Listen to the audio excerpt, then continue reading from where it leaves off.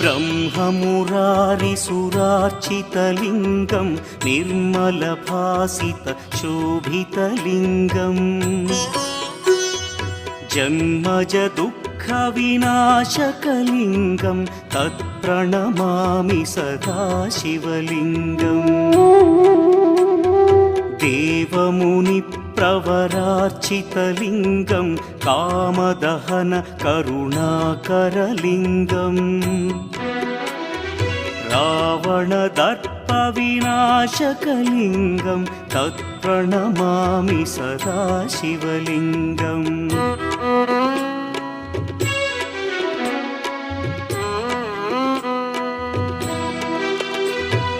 सर्वसुगन्धसुलेपितलिङ्गं बुद्धिविवर्धनकारणलिङ्गं सिद्धसुरासुरवन्द्यलिङ्गम्